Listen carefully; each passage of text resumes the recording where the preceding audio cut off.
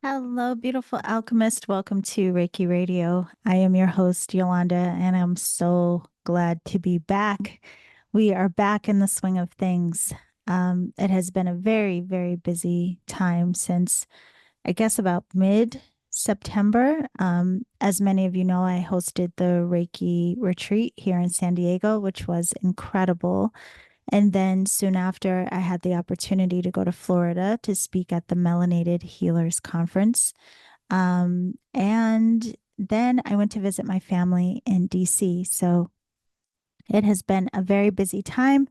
So thankful to be back here on Reiki Radio to share some amazing guests and conversations with you. So before we get into today's conversation and interview, I just wanted to remind you that the Reiki Rays Global Healing Summit is back. This is the ninth annual summit, and right now you can access the summit for free. What happens if you register for free is you get access to a couple of interviews right away. But then when the summit officially launches on November 8th, you will get 5 to 6 videos or interviews downloaded every day from November 8th through November 12th. And in that time frame, you can watch the interviews that are provided only for 24 hours, and then you lose access. And then the next day, you get a next set of videos, and then you can watch for 24 hours. But of course, it's probably a little challenging to watch 5 to 6 videos a day. The interviews are about an hour in length. So if you want just full access to the entire summit right now and get an early bird special, it's $57. You can register and just get full access for the early bird special price right now. There are over 30 interviews. There were incredible conversations. Anyone that has an interest in Reiki, I think, can benefit from the summit. So you will learn from practices and points of view from different teachers and different lineages. You will learn some tools of support and, again, things that can support your practice from different practitioners from around the world. But you also will learn, we have some conversations about how to support your business as a Reiki practitioner, how to volunteer in different arenas using Reiki. There's just so much information. It's unbelievable. But the link to sign up to get the early bird special is down in the show description. So enjoy this year's summit.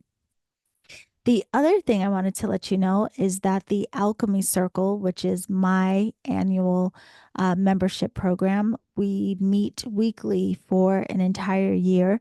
It is group mentoring. We have classes weekly. It's ongoing mentoring for a year. It's my favorite offering, to be quite honest, because I get to work with you consistently. And we all get to see as a community how each of us grows and develops, and we have this space of love and support. And it's just a lot of fun. So you can learn more about the Alchemy Circle on my website at theenergeticalchemist.com. Our classes will begin at the end of December. So if you do want to join the Alchemy Circle, I recommend signing up right away because space is limited and I would love to spend an entire year with you. So go ahead, check that out on the website. So that is it in terms of the updates, my loves. I can't wait to share today's conversation with you. So I had the opportunity to sit with Susan Grau. She is a celebrity intuitive medium. And I have to let you know, there was a lot that I learned through the conversation from her, which I'm sure you will get some new insights as well. She just authored a new book called Infinite Life, Infinite Lessons. And it's all about wisdom from the spirit world on living, dying, and the in between. So, Susan will share with us her path, how she had a near death experience, and what that connection was between her and the spirit realm. But she also talks about how we can become more aware of our loved ones that may have transitioned and are no longer in form. So if you are someone who is already interested in mediumship, or you just have wondered sometimes, is my loved one still here? How do I sense them? How do I know? Interestingly, on my clock right now, it's 4:44. It's funny. If you've ever had any of those questions or had a hunch or a suspicion that you are able to sense and connect with your loved ones that have transitioned, you are going to love this conversation. And you can learn more about Susan and her work through her website, which is susangrau.com. Her last name is spelled Grau. You can also follow her on Instagram at Susan Grau Official. She has been featured in so many publications. She's been featured in documentaries and things such as GOOP, Gwyneth Paltrow's GOOP. She's been in Elle, The Hollywood Reporter, Style and Society magazine. And she also is in the directory of preferred mediums that is provided by James Van Praagh. So many of you may have heard of him, of course, as well. Just a little side note before we jump into the conversation, just want to let you know, if you are interested in not just meeting Susan, but having a little sample of what it may be like to be in the space of a medium, you can attend her book signing in Los Angeles. She will be signing her book in Los Angeles at the Grove on October 26th. She tells us a bit more about that in the podcast. And believe me, it's more than a book signing. So that may be a lot of fun for you. If you can't make it to Los Angeles, but you still want to connect with Susan and have a night of mediumship, she is hosting an online event on November 21st, and you can find more information about that on her website as well. So let's get into this conversation. I want to thank Susan so much for coming to share with us, and I will see you on the other side.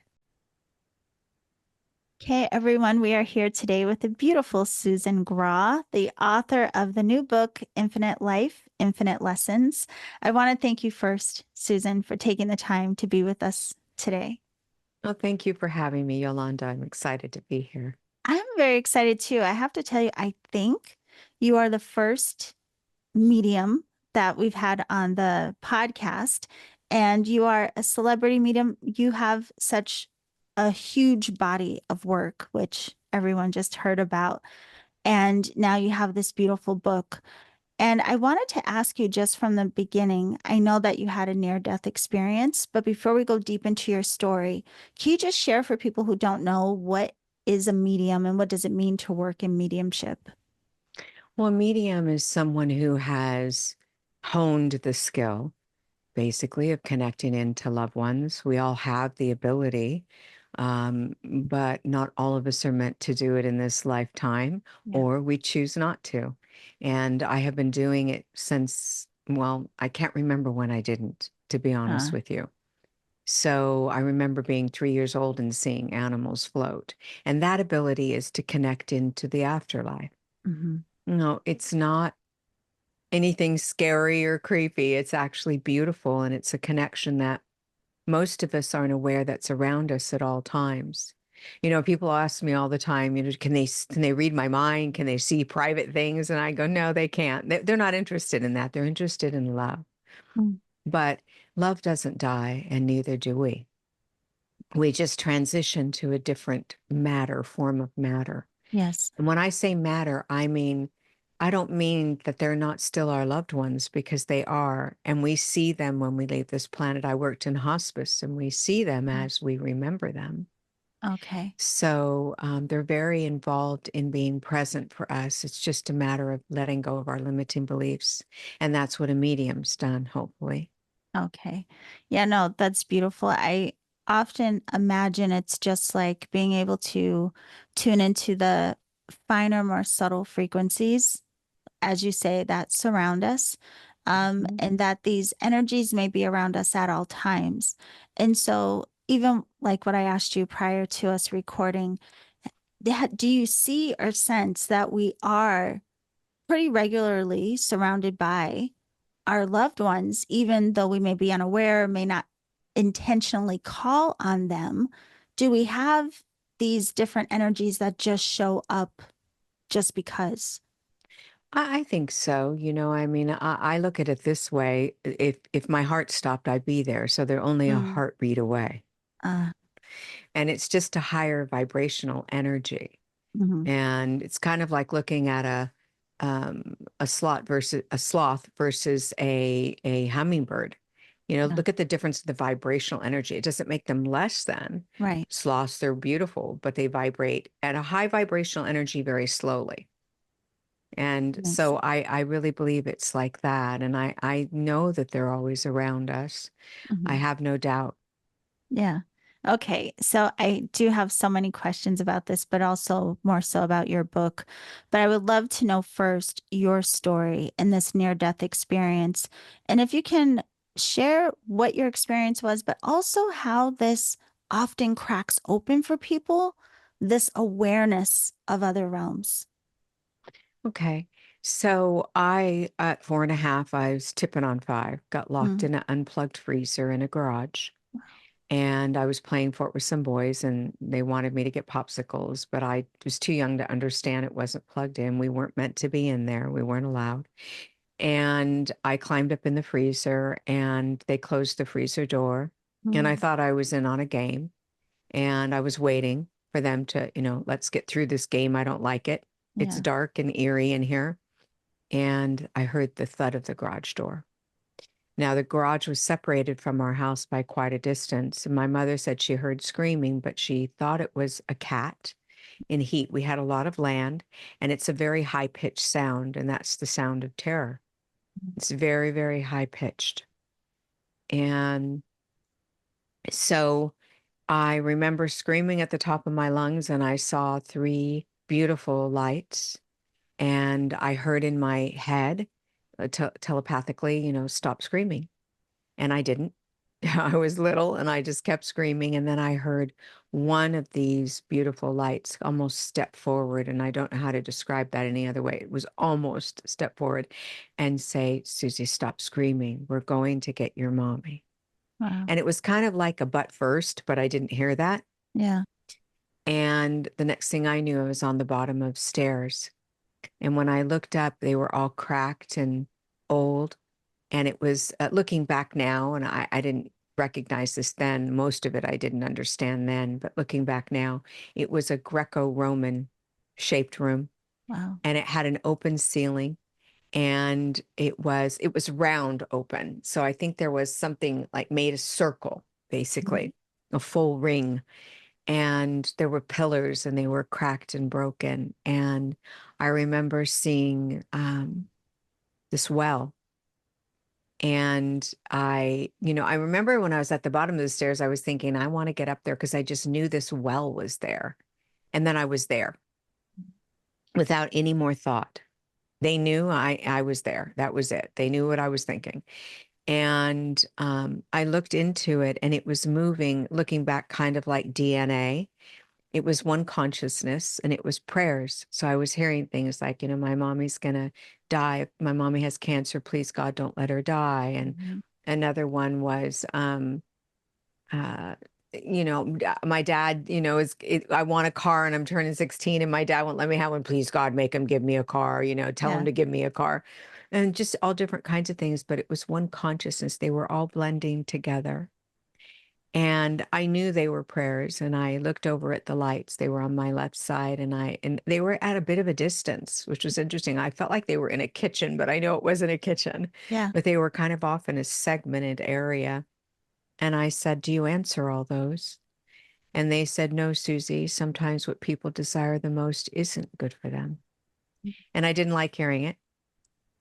There's a lot of other stuff that went on in that room, but this would take 3 hours for me to tell you. So we'll move to the next, which was I looked ahead of me, and there was this beautiful road. I called it the Yellow Brick Road because I'd seen The Wizard of Oz. Yeah. And at the beginning of the road, there were pyramids made of pavers. And I was watching humans go in and pull from the bottom of this pyramid and start paving their path. And it was bumpy and crooked. And I knew innately somehow that was their life journey and they were unbalancing it. You pull from the bottom of a pyramid, you're Right. going to unbalance it. And they were trying to pave their own path. And I watched them drop to their knees and, for the love of God, please help me. Nothing's working out. Everything is going wrong. Why? I want it so bad. And I watched these beautiful beings come in and start removing these pavers, and they put them back to the bottom of the pyramid, and they went to the top and they took a pyramid off the top and it recreated. And somehow, looking back, I don't know if I totally understood this, but I realized that, those are the doors we can open, different doors. And so we can recreate our outcome, Yeah. basically. Right. And they went and they took these pavers and started paving the path. And I asked, what are you doing? And they said, we are the pavers. You are not. All you have to do is walk it. And I asked, and I know they had me ask these questions, how do you know if you're walking it right? And this is all telepathically, by the way. Yes. And they said to me, we bless and block everything. Make no mistake. You can get through a block battered and bruised at best, or you can shift. What you run from chases you. What you try to control controls you. Don't forget that on your journey. Of course, I tried to control everything in my life. I didn't listen one little bit. And they said, we know what's best for you. You think you know what's best for you. Wow. And I took that in. Like, I didn't really understand. I do now, though. Boy, do I Yes. now. And the next thing I knew, and there's so much more to that, but the next thing I knew, I was in the room of knowledge, and they told me that it was the room of knowledge. I asked, where am I? And it was like virtual books, but they weren't, or tablets or something. But there was no such thing as virtual. But now there is, so I can explain it a different way. But they were kind of coming towards people, and they were people, and they looked like families, like my family. And someone asked me, do you think that was your family and you? Because there was a little girl, and she was saying, um, I'm going to do this and I'm going to do that. And I'm going to be able to handle this and I'm going to be able to handle that. And they said, oh no, that's so much. That's so much. It's too much. Mm. And, oh, I can do it. I can do it. She kept saying, and they said, well, you do have free will. And then they were gone. And I said, where did they go? And they said to their next incarnation. Now, later on in life, not that long later, maybe I was 12 or 13, someone said to me, because I had shared this with my friends, a couple of my really close friends, and they said to me, do you believe in reincarnation? And I went, oh my God, there's that word. And all of a sudden I knew what that word was, but I did not know what they meant. I had no clue what Right. incarnating back was.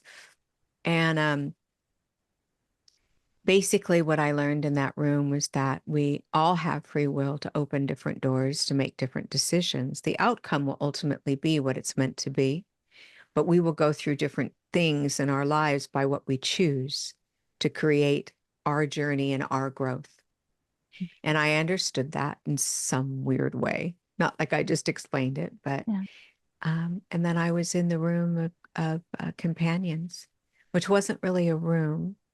I felt like it was, but it wasn't. It was a beautiful field filled with love and light and animals moving everywhere, all different kinds. And I wasn't afraid of any of them. And some things happened there. And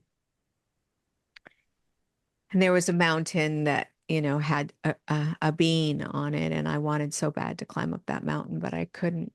Yeah. And I felt this love, this ray of love. It's indescribable.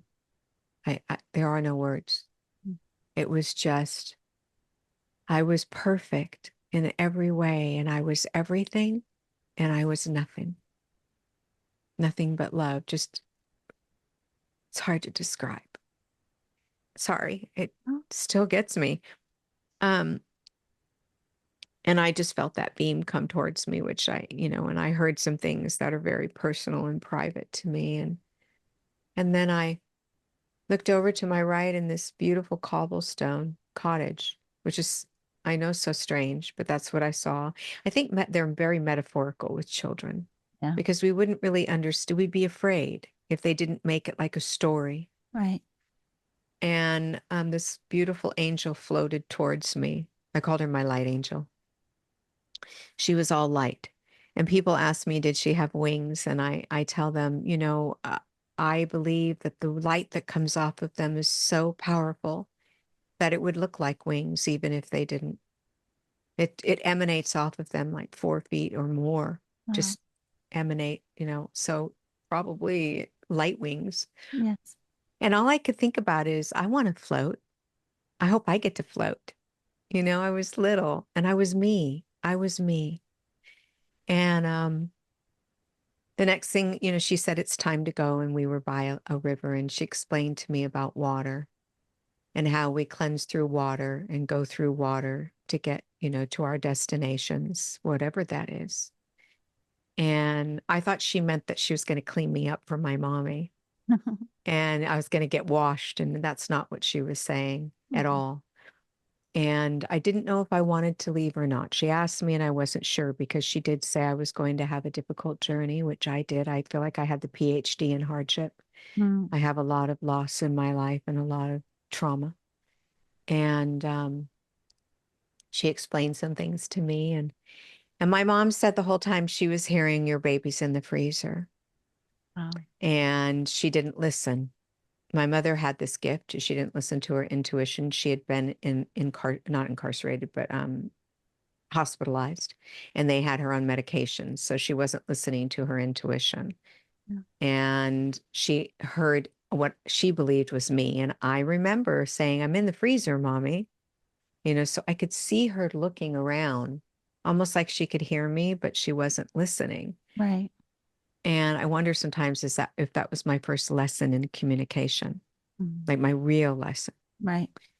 And she came out to the freezer. And well, what she did is she came out to the garage door. Now, my memory of what she said, and I can't double check this, and it's so weird. I remember every detail. It's kind of like if you watch The Wizard of Oz, you can remember, even as a little girl, Dorothy's red ruby slippers, and Yeah. all the way the witch looked and the way the road looked and who was on it, what the courage for the lion. You remember it all. It's kind of how they presented to me, but it wasn't. Well, it was beautiful and bright. And when the angels open their mouths, the words and the music come out simultaneously, which is unbelievably beautiful. It's why music heals us. Yeah. But she said, I believe she said she got to the garage door and it was closed, but I'm not sure. But it had to have been. And she thought in her head, she couldn't open this. So I'm wrong. And she almost turned around. And then she decided to go into the garage. She opened the freezer door, and I was facing inward, and she spun me around and I was ashen. Wow. And then it goes from there. When I got well and woke up from that whole experience, like really woke up, I could see people everywhere. And they were under my bed in the corner of my room down the hallway. It was much more vibrant than it is now.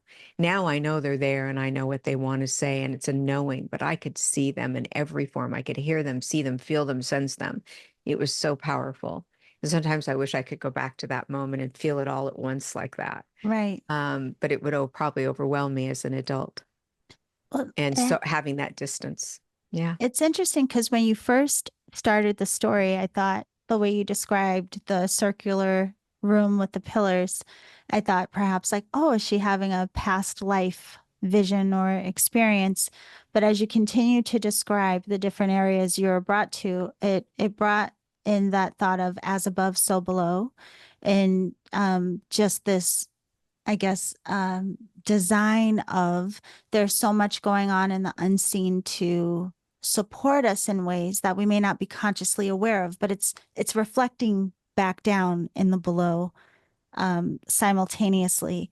But another question is coming up for you. If I don't know if you're familiar with this or not, but it's making me think of the dream state and how some people do have like prophetic dreams or these types of things, but to be in that little freezer and to have your consciousness go into another realm, so to speak, do you have that experience that even in altered states like dreaming or even meditation that you recognize that's almost like a gateway or a portal into these other areas of I expression? know it is a gateway or portal, but it feels different. Yeah. It feels so much, it feels real, like Hmm. what we are doing right now, Right. having this conversation.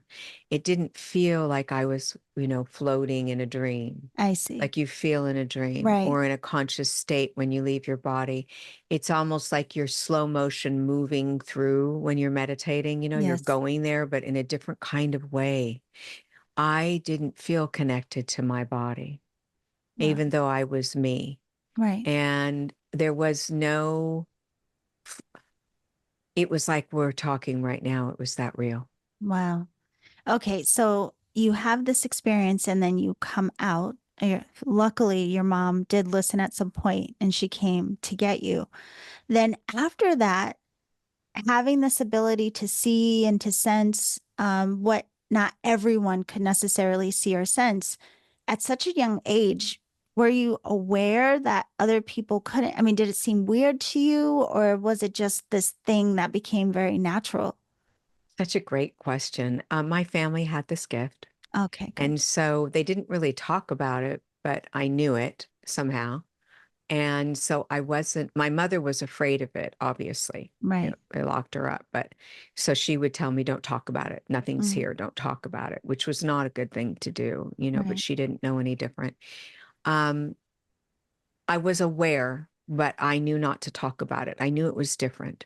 The few friends, I started really talking about it when I was about 9 or 10 to a couple of my friends. One of them, Debbie, I used to sit down and tell her my story, and another one named Karen, and they remember it to this day in detail. And it that feels so wonderful to me because I can have someone say to me, "I remember Right. this whole story, Susan, and what happened." And I remember you telling me because otherwise I'm alone in it, basically, because my mother didn't want to talk about it. Right.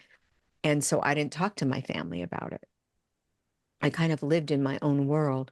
And so for the first, 5 years, let's just say, or 6 years, I remember um, I was telling some kids their grandma wanted to play, and they actually punched me. But in those days, that wasn't much of a punch. But to a little girl, I guess it was. And I remember thinking, oh, this is why my mom says don't talk about it, because they said I was so mean because their grandma had died. And I said, I know, but she wants to play with us. And I played in this room, and my family called it the creepy room. My sister and my brothers called it, not my mom, the creepy room, because I was always in that room and we felt spirits in there. Uh, And so I always wanted to be in there. yeah. And then I'd realize that I was playing with something that wasn't there. And so I would immediately, go and get scared, and they would back away. And then they'd come back when my fear went away. It was really cool. Like they're very efficient in how they help us learn about them. Mhm. Even now, as grown people, if we just listen and let go of our limiting beliefs, they're very efficient at showing us. Yes. And what we do is say, I think that's them, but it's probably not. Or that's what I think they'd say, but that's not. No, they probably didn't. That's limiting our beliefs. The good news is whether it's them or not, once you let them know that you're going to be watching in that way, they're going to come in that way Yeah. because they don't have to work so hard to get you to see it. So take that in. I tell everyone, they tell me, what if I'm wrong and it's really not them talking in my head? I said, what if you're right? Mm, What if you're right? right. And then they know that you're going to listen. So they're going to come more. Wow. So, I mean, this is an interesting progression, I guess, because a lot of times you hear of near-death experiences, usually when people are older, and then when this type of ability awakens, you're in a different state of understanding than you would be as a child, right? So it seems like you kind of grew up through this gift. I imagine it must have taken on different iterations or just your different understanding as you kept growing. So, how did that go? How did it become that you started communicating for others or sharing with other people as a way of supporting them? Well, as I said, when I was younger, I said that to my friends. And then, all my friends said, I got bullied because I was different. And the ones Right. that were my friends said to me, we didn't know what it was. We didn't understand. Yeah. But I remember when I got married, I would be laying there wide awake and I'd get, wake up, I just died. And I'd be like, I'm awake. And I'd see, the spirit and it would talk to me. And one time, my husband at the time said, well, Susan, go to bed, go to sleep. So he went to sleep, which he did easily, and I never did. I always had a sleeping disorder from it. Mm. And I was wide awake, and his aunt visited. And when she was gone, I said, your aunt just died. I can go to sleep now. Wow. And I woke him and said that. And he said, okay, go to sleep. Next day, we got the phone call. I became an addiction specialist and a grief specialist. I'm actually an addiction counselor. And I think at that time is when it started to really come out full force. So my Nana died, and I was young, and she came and visited me. So I called UCLA Medical Center. They were studying ESP, and I said, "This is what happened." She came and visited me, and and I was awake, and I didn't know she died. And they said, "Oh, you sound like a medium." And I said, "What's that?" And they said, "Oh, you talk to people who are dead." And I hung up the phone, and I was terrified. Wow. So shut down again. Mm-hmm. And then about 23, I started to do my work and really get involved in helping people. And that's when it started. And I would know things, and they would say, "I didn't tell you that." Yeah. Now you have PTSD from trying to revive your grandmother when she had her stroke, but you couldn't. And I didn't tell you my grandmother had a stroke. And I knew their grandmother was there. Or Yeah. I'd say their name, Ada had a stroke, your grandma Ada, and they'd go, "I didn't tell you that." And then they would tell someone, and then they would tell someone. So it became really common for people to say, "Susan knows stuff." Yeah. And then people started saying I was evil, Mm. so I shut it down again. So it was like this back and forth. People were afraid, in those days, they locked you up for that. They would take Right. my license. So I was very afraid, and I would always backtrack. But then I'd come across those people that would listen. And Yeah. they wanted to know more. And I got, in the 70s, people started to open up their minds, right? Yes. And just a little, not like they are now. Yeah. And people would ask me, "What do you do?" And I'd say, "I'm a therapist." That's as far as I'd go. Right. And I just know things, but sometimes I'd say that. And, well, what do you mean you know things? And then I'd know they were curious. So I went by their questioning. And it just kept revealing itself more and more and more. But I'd be lying in bed, and I would be asleep, and someone would shake my bed, and they'd be standing right by my face, and they go, "Wake up, I just died." Wow. And I would go, "Go away, go away." Like I did when I was little. I'd cover my head. I thought they were the boogeyman when I was little. Yeah. And I would say, "Go away, go away." And I'd get up and I'd go potty or whatever. And I'd come back and they'd go, "No, I'm still here. I need you to tell my family, blah, blah, Mm. blah." And then I'd hear that so-and-so's best friend's mother's brother died. And that was that person. And they had questions and I could answer them. So that started to get revealed. Yeah. And then it just kept growing. This I is don't trust it all the fascinating. way. Yeah. I mean, I go to work and I say to myself, what if I'm fooling people? What if I'm harming people? What if I'm wrong? What if it's really not there? I do the same thing other people do when they say, "Oh my God, how did you know that?" I'm going, "Oh my God, how did I know that?" But as I'm walking into my office, my people always say to me, or my people, because they're close to me, they say to me, "When you come out of your readings today, tell me how you feel." And I'll come out and go, "I couldn't have known that. Oh my God, that's unbelievable. I couldn't have known that name. I couldn't have known that conversation." And so then I go, "Okay, it's real." Yeah. But I'm having a human experience, and I'm like everyone else. I'm doubting Thomas, and then the reality comes back again that, oh, this is really happening. Yeah. Well, I have to ask you, I mean, because again, I think especially nowadays, as you mentioned, I mean, it's much more common and far more curiosity and people wanting to understand or even connect with their loved ones or these kinds of things. And I imagine you have seen the potential of how this could be healing for us. And I want to get into your book as well. Like, why do our loved ones come to communicate with us? And what have you seen as the reasoning behind that? Because, there are some people maybe skeptical or maybe whatever their reasons may be that would say, like, well, why would you communicate with someone who has crossed over?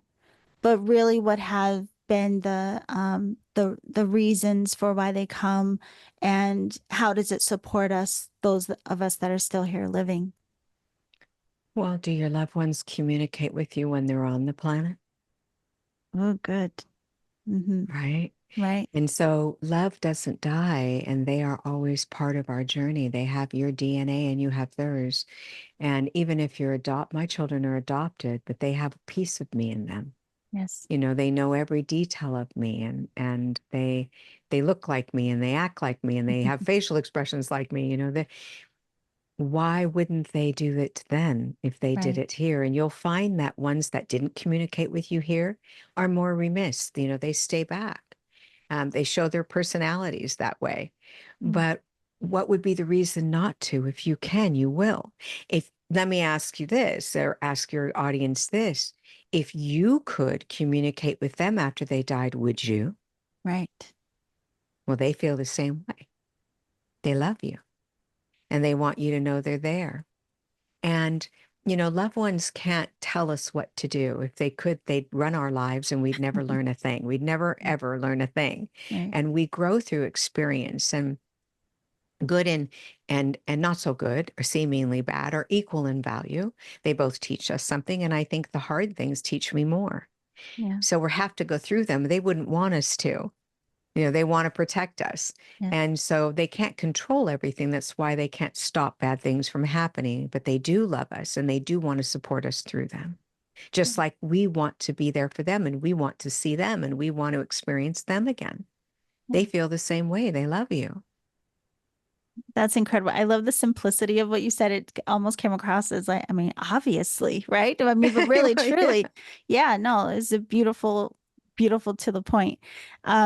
But with that, I really would love to know more about this book that you have authored, Infinite Life, Infinite Lessons, and very specifically, what inspired you to write this book?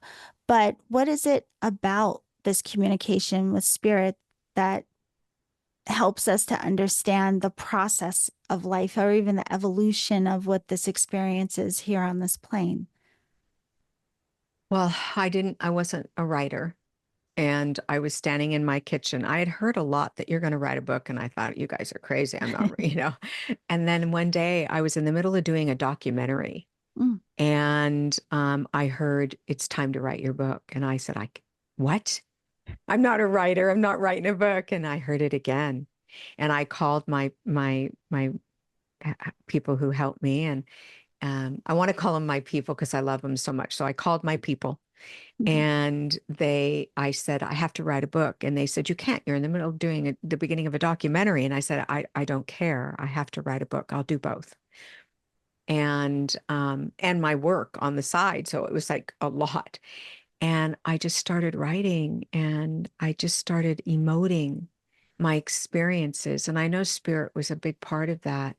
And the book was written to help others understand that they really do exist and that we are made of pure love. You know, people ask me, what's the hierarchy there? And I say, love's the hierarchy. Love is the hierarchy everywhere. The more you love, the higher you vibrate. And so we are here trying to love with more expansion. Mhm. We want to vibrate as high as we possibly can in our souls. And so we have to have experiences to love more. Otherwise, we'd just be robotic and they'd say love, you know, and there it would Yes. be. Um, Yeah. so I wrote the book to teach people about what it's like to be on the other side. I tell my story, what happened to me through my journey. You know, as I shared, I've had a lot of trauma Right. and a lot of loss through suicide and with very, very close family, three actually with close family and two friends. And I've had, you know, just a lot of trauma.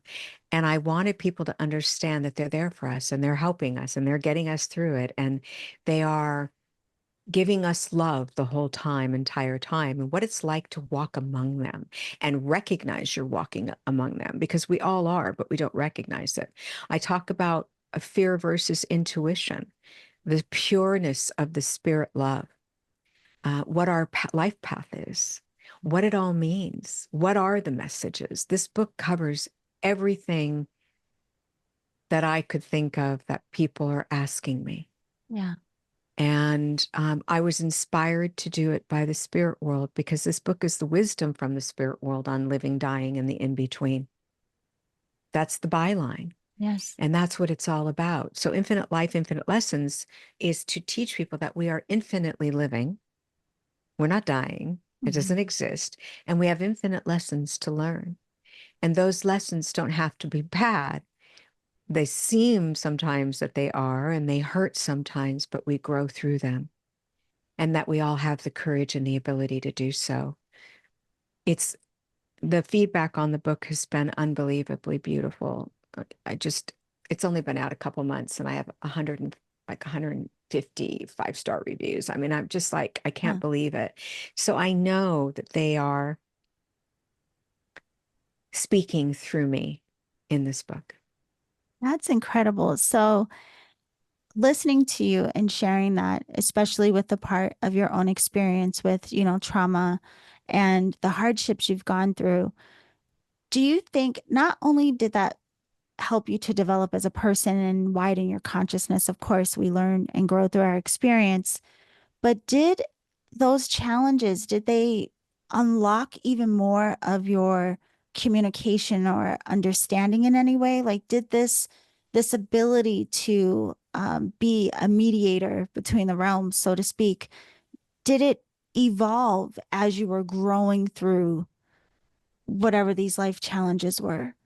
Absolutely. Yeah. So every challenge we go through, and I talk about this in the book actually, every challenge we go through, we expand in our souls a little bit more, Mm, sometimes a lot more. yeah. And in that expansion, we are closer to the communication abilities and to witnessing them, because we need something, right? We're in pain, and we're just dying inside, or we feel we are, and we Right. need support, and we need something more. Hmm. And so we are reaching for what we don't reach for when we're happy and joyful. Ah, yes.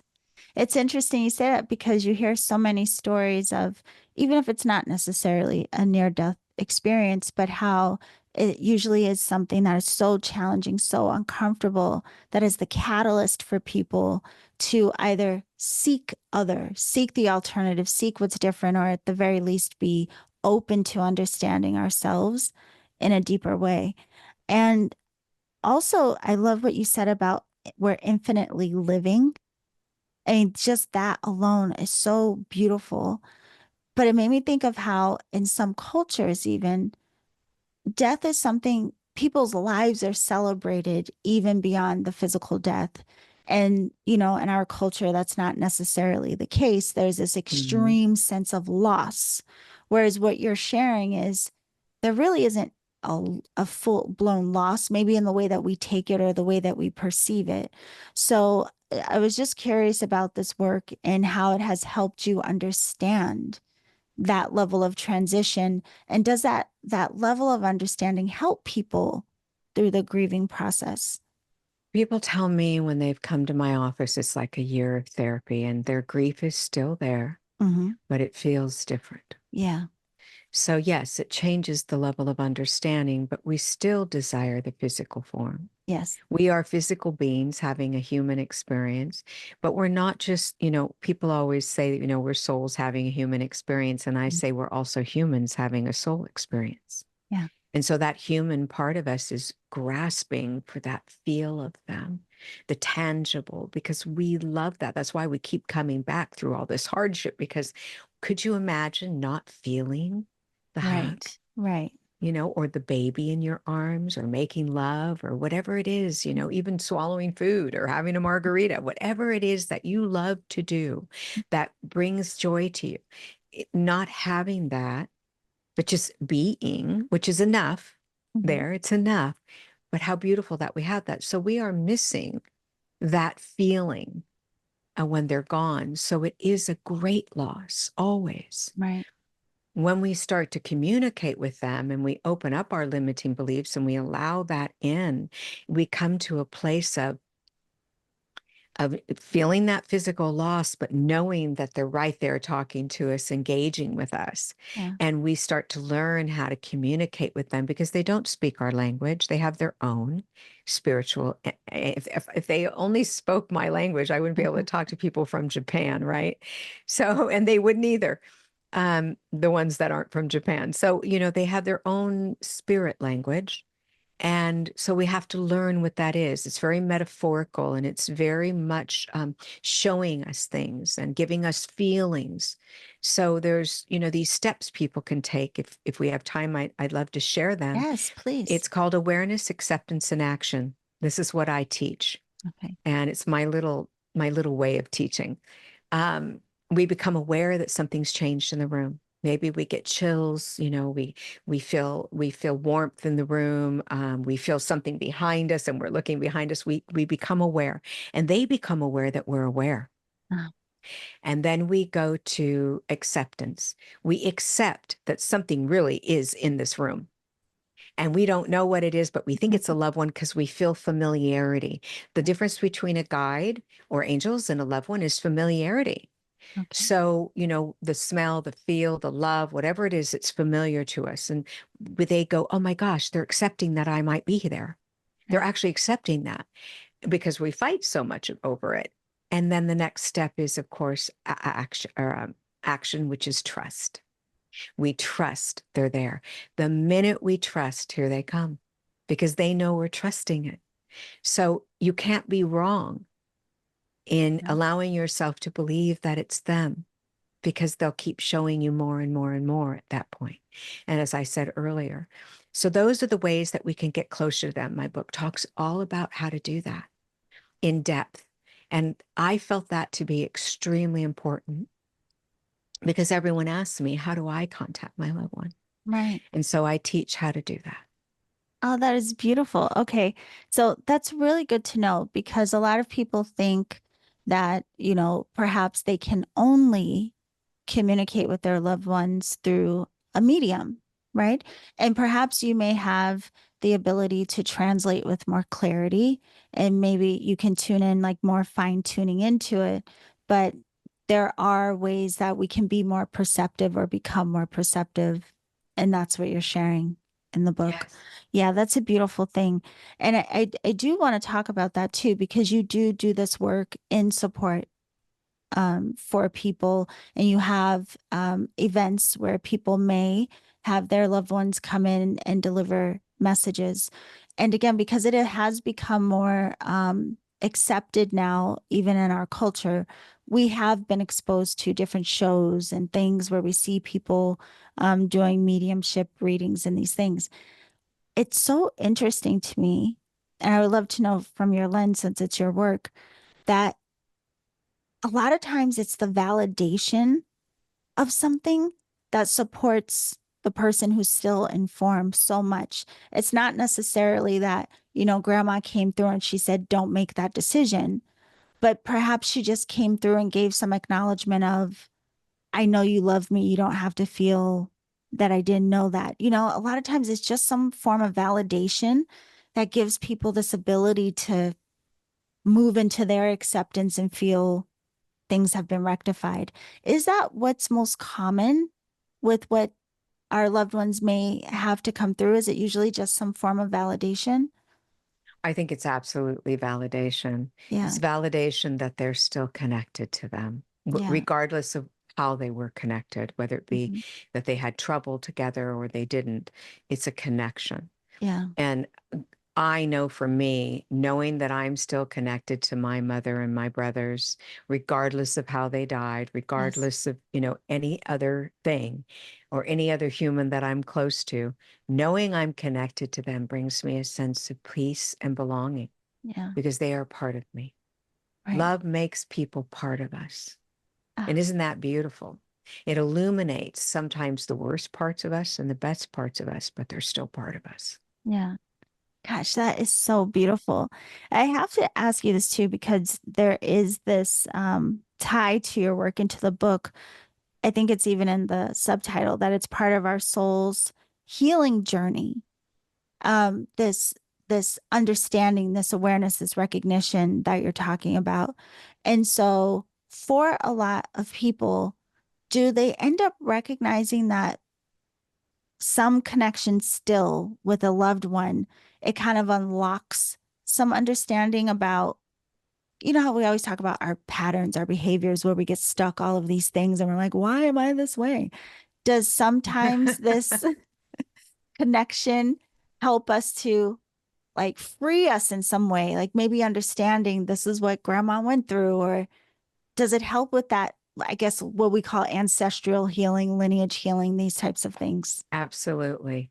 Very much so. Yeah. Um, I didn't think my mother understood me and what I went through, and now I know she did. Yeah. And she actually went through a lot of what I went through, Mm, just on a different level. right. Those were her sons and my brothers. So Right. I feel that there is a lot of healing that can be done through mediumship.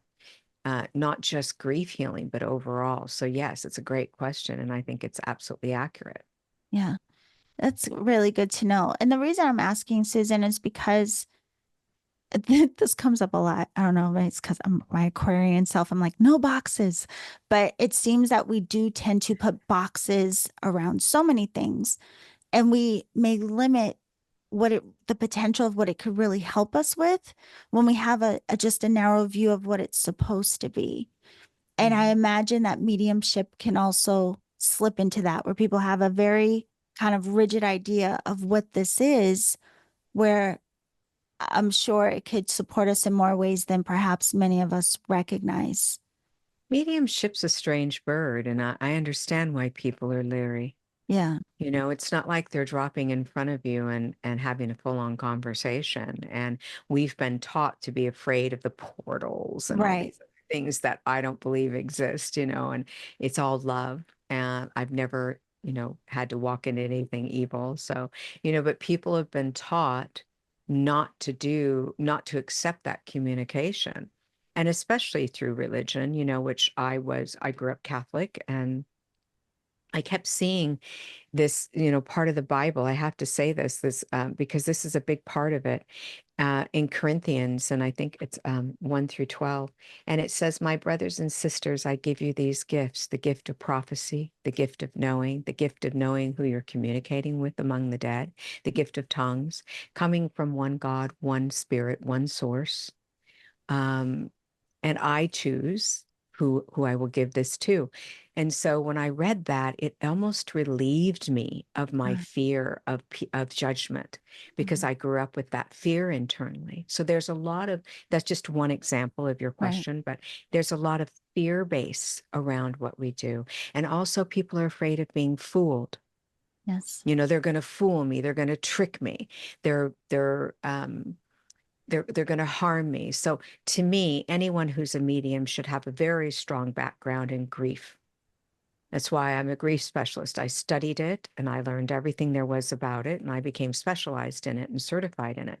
And the reason I did that was because if we understand grief, we then can help them walk the path while we're doing the mediumship work. I see. So it's a combination of things. Right. Um, having having that knowledge changes the picture of just going to a medium and they get a crystal ball in front of them. None of that happens, at least not in my world, Yeah. where you're seeing all this woo woo. I think people, that's what they see on TV, so that's what they expect. Right. And they come into my room and they're shocked because none of that's going on. I'm actually very analytical, and I'm an intelligent woman who speaks intelligently. And Right.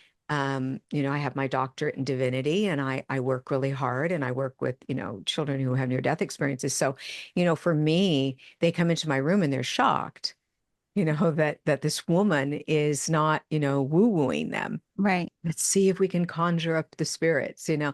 That's not what mediums are doing, at least mediums that take this very seriously and want, at least this is my humble opinion. Okay. Yes. I want to say that because I honor everyone's journey, Yeah. but mediums who want to help the grief process, who want to participate in your participating in healing. So if you're wanting to heal yourself, it is a great step into that. Yeah.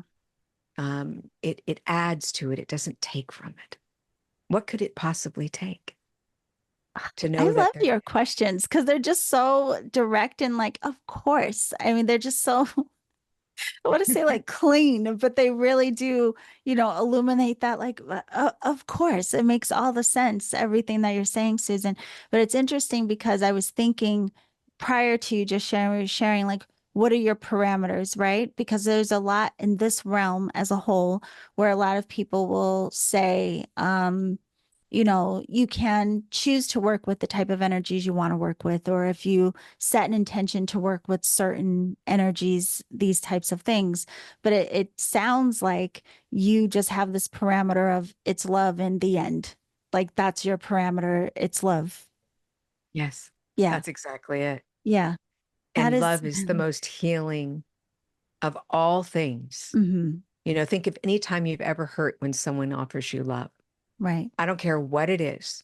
Yeah. When someone's there to love you and offer you love, it is the greatest healer. Mhm. And when we feel that someone's died, we feel that that love's been ripped away from us. And there's the pain, there's the agony. And when you find out that, wait a minute, they might still be here. Yeah. Wow. That's so Yes. healing. Right. So, Yeah. I mean, I can say I was very close. I am very close with my grandmother, and when she passed, I, I don't know. I would say I didn't have the experience of grief in the way we would typically hear or think about it. But even to this day, and that was over 20 years ago that she passed, and I still have moments where if I want to feel a sense of comfort, I think of her and I feel that essence of her, and that's all that I need. It's just that presence of that love of someone who I knew without a doubt loved me completely and wholly. And that knowing of that connection with her is very healing, like all the time for me. So it's beautiful that you say that. And I want to, interesting. yeah, It's I have to say this to you about yeah, that. When your grandmother passed, did your love leave? right. No, not at all. Well, neither does theirs. Right. Yeah. Love I is mean, universal. It's the only universal truth. it makes all And the sense. why would we think they lost their love of us? Right. Right.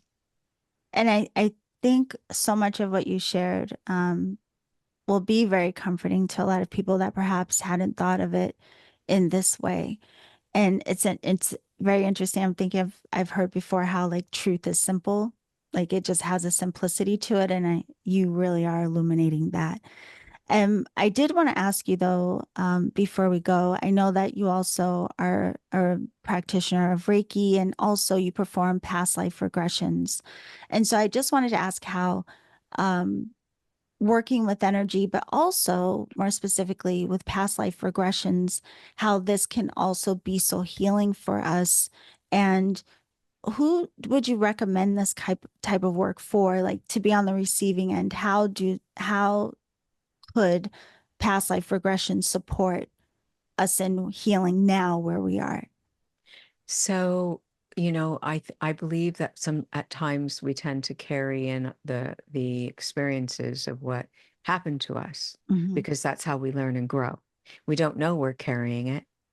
So maybe I lost a child in a previous lifetime and I vowed I would never have a child. I come into this world and I'm afraid to have a Yeah. child, Yeah. but I want one, but I'm afraid. Mm. So that past life regression takes us back to where those roots are. Where did this start growing? Where did this seed get planted, Yeah. basically? And for a long time, I didn't do it. When I became I'm a licensed hypnotherapist. And so for me, I was doing hypnotherapy for other things. And I kept having people go back in time, even to lives between lives, Wow. where they would be in a vacuum of beauty and love. And I couldn't deny it anymore. Yeah. I just couldn't. So I started, investigating because I'm an investigator of things. I don't just jump in and go, okay, you said it, so it's true. I Yes. want to investigate. Right. And it's exactly what I did. And I found that people were healing. So they would come out of it and say, God, I understand now why I'm afraid of blah, blah, blah, or water. I'm afraid of water. And I see that I had drowned, and now I feel like I'm not so afraid of it. And I realize that that was then and this is now, Yes. so I can change that. So Yeah. we break patterns of fear. Past life regression to me is to break the patterns of fear that we created for this life journey, or that Yeah. we've carried into this life journey unconsciously. I have to say, it sounds like with what you shared, life journey takes on a whole different meaning. Because I think if we hear that, we only think about the part of that where we're in form. But it sounds like through your work that extends well beyond that. And then again, with the idea of reincarnation, from your experience, there's a lot of talk around soul families, and that perhaps some of us, we will incarnate together again and again, maybe in different roles. Like we could be sisters next time if we were mother and daughter this time. Have you gotten any impression of that, or any sense or feel around reincarnating Sometimes together? this is going Yeah. to sound nuts. I know this is going to sound nuts, but sometimes I wonder if we're playing all the roles all Wow. simultaneously in this dimension, Hmm. the quantum physics Yes. part of it. Um, I do believe that we are one Hmm. consciousness. Right. So yes, we will come again and again and again with that consciousness, which is all of us. Yeah. But if we are one consciousness, it's an interesting concept to think that maybe we play all the roles. Yes. I was going to say, from that lens, that does make complete sense. It And does, and it creeps it, me out a little but bit, to be honest. I go, wait, whoa, wait a minute.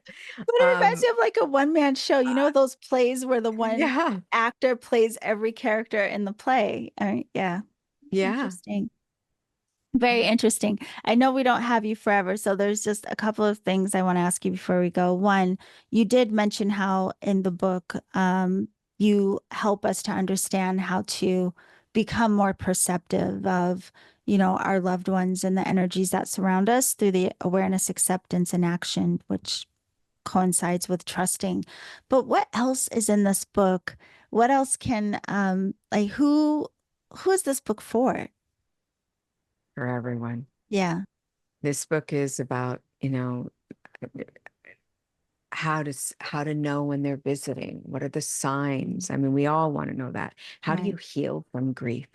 I have a whole chapter on the different types of grief, Right. anticipatory grief and immediate grief and suicide grief. I mean, every kind of grief is in here that I could come up with.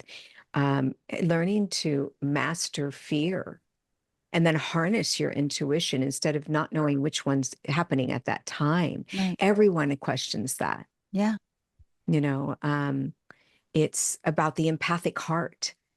And I'm just looking at it when you're saying it, the gift of life. Yes. I just, all of it is something for everyone. I feel that it changes the perspective of what of our questions. Hmm. Our questions, of course, become more because if we're wise, we take one thing and we solve that question, and it creates another question, right? Right. And so, hence, I'm writing a second book on soul. Right. But that's the goal: is to go, okay, I understand that now. Now Hmm. my question is this. Yes. That's what makes the world go round, and our knowledge and our growth.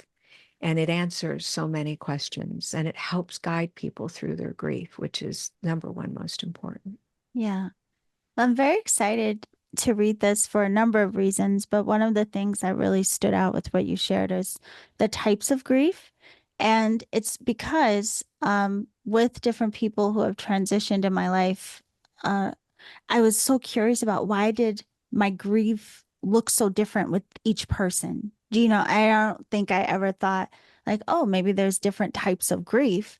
I was just very curious of, why did I have this response over here, and in this situation it was something totally different. Um yeah, so I'm very excited to read the book to learn more about the types. Can you hear my dogs barking? No, Oh, good. no, I'm no, sorry. They are barking really loud. no. I'm excited for you to read it too, and I'd love to hear how you feel about it. Yeah. And I ask people, if they do get the book, which I hope they do, I really truly believe the investment in this book is worthy of investing in. Yeah. And being an educated person, that means a lot. It's Yes. not, it's not about buy my book. It's about learn, Hmm. expand, understand something different because it will help you on your journey. Yeah. And if you do read it, I want a true and honest review. I ask people to do that because I want to know that I'm reaching them Yes. and what they're sensing and feeling after reading it. And so far, it's been really positive. Yes. I'm shocked by it. I have to be honest with you. I say to Hay House, because it's Hay House is my publisher, and I say to them, I'm not a writer, and they say you are now. And I go, I am. Wow, Yeah. how unbelievably wonderful to be able to share what's internally in me that I learned from being on the other side with the world. Yes, yes.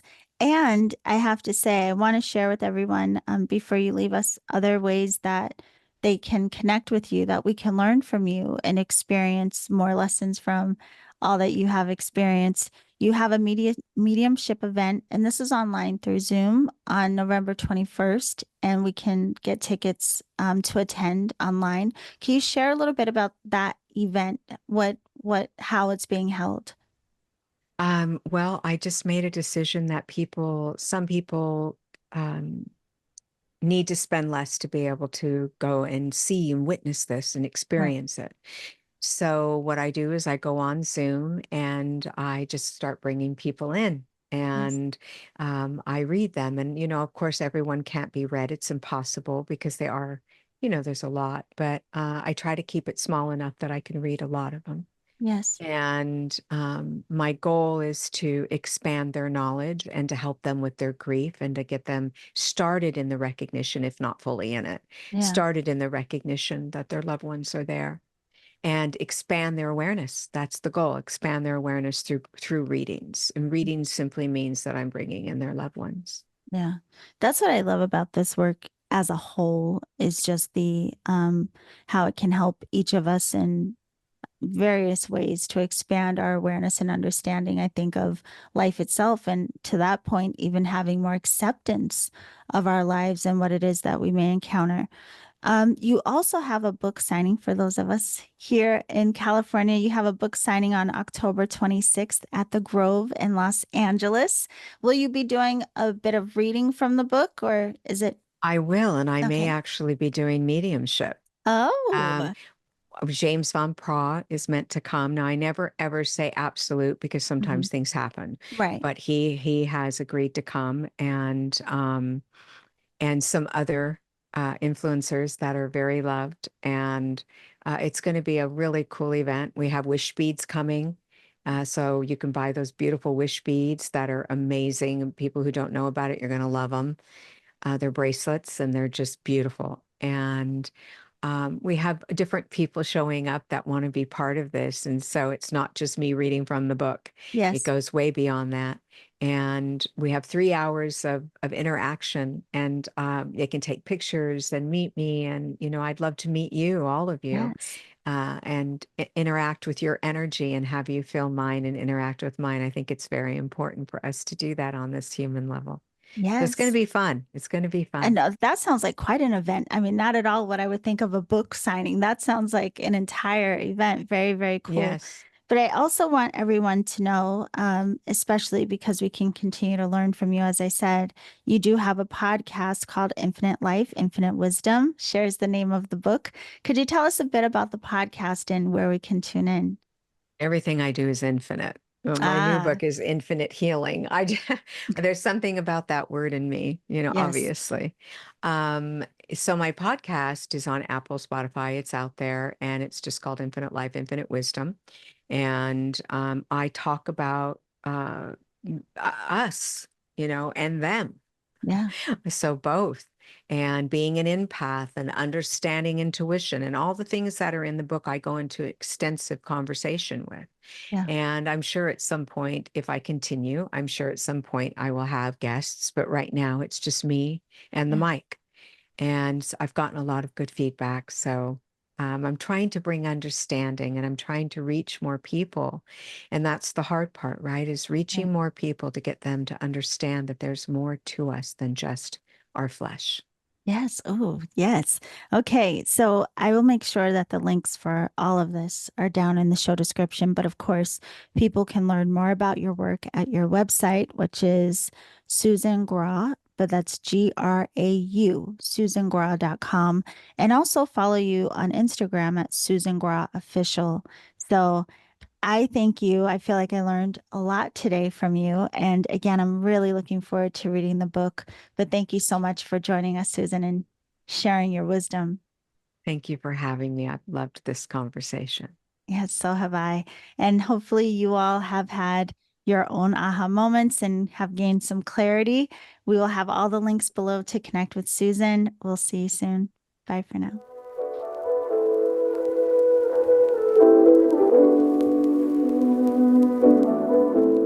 Okay, my lovelies. First of all, of course, we have to thank Susan for coming to share her beautiful story with us today.